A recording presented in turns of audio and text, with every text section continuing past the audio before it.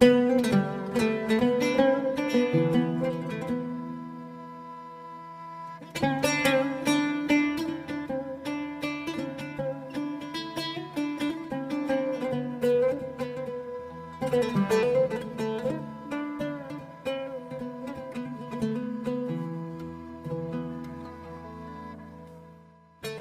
from where we are on the Mount of Olives, we can see behind us the graves of thousands of Jews who wanted to be buried here.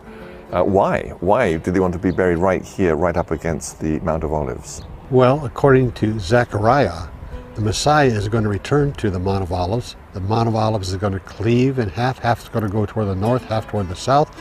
And the Jews as well believe this is where the resurrection is going to take place.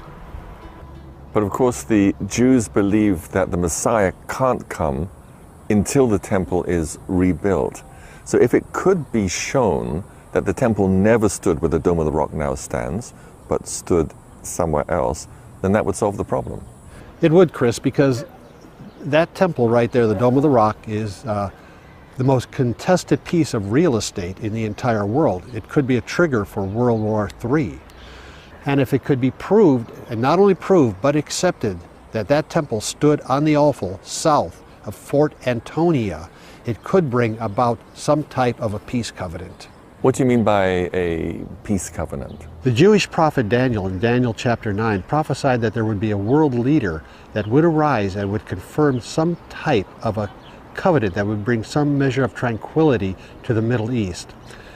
Even now, as wars are raging in Yemen, Libya, Syria, Iraq, Saudi Arabia is involved, this would bring about some measure of peace to this situation. And it would then also allow the Jews to rebuild their temple and begin their animal sacrifice once again. Now, I want to underline that the rebuilding of the Jewish temple is a very important milestone in the sequence of end-time events. And there can be many interpretations of Bible prophecy, who the Antichrist is, when he's going to come, even whether we're living in the end times at all.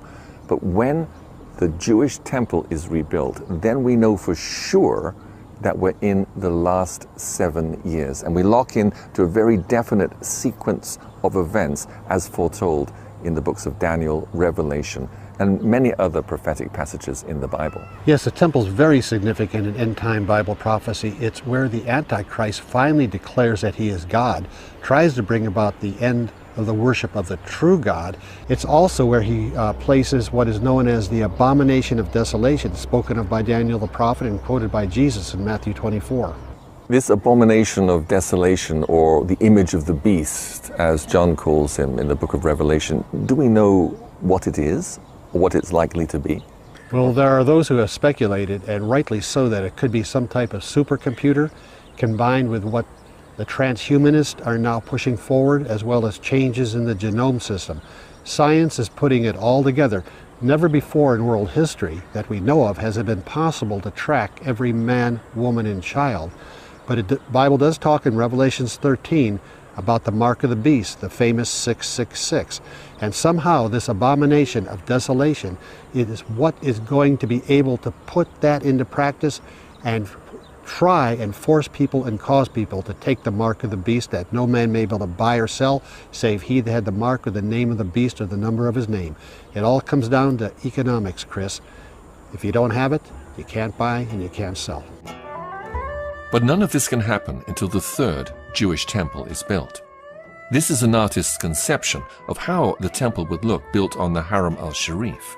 Already, the Jewish Sanhedrin has appointed the high priest, and everything has been prepared for the ritual of daily sacrifice to resume after almost 2,000 years.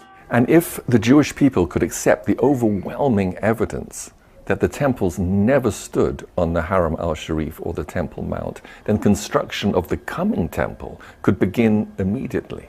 But will it? Or is tradition too strong? I think traditions are too strong until an event occurs which makes people really look at the facts. So until that time, I think we're going to have tradition is going to be stronger than historical fact. But tradition can change, but it takes a wrecking ball event to make that change in paradigm. Because like I said, that spirit of tradition overrides the truth. So that's what we're dealing with down there. And that's what I say. What I say is, look, there is enough evidence that I could prove to anybody that the temple was in the city of David and it wasn't on the Hiram. If I'm wrong, prove me wrong. Let's start dialogue. You know, if somebody can start a dialogue, and I've been looking for it for 15 years. You know, I'm not an argumentative person. I'll sit down, I'll listen to what has to be said. Prove me wrong. You know, prove Dr. Martin wrong.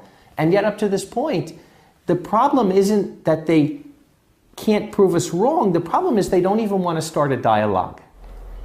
In this film, you've heard the opinions of a few of a growing number of archaeologists, historians, and academics who are convinced that the first and second Jewish temples never stood on the Temple Mount or the Haram al Sharif. If they're right, then there's nothing to stop the third Jewish temple being built immediately in the city of David on the southeast ridge of Jerusalem.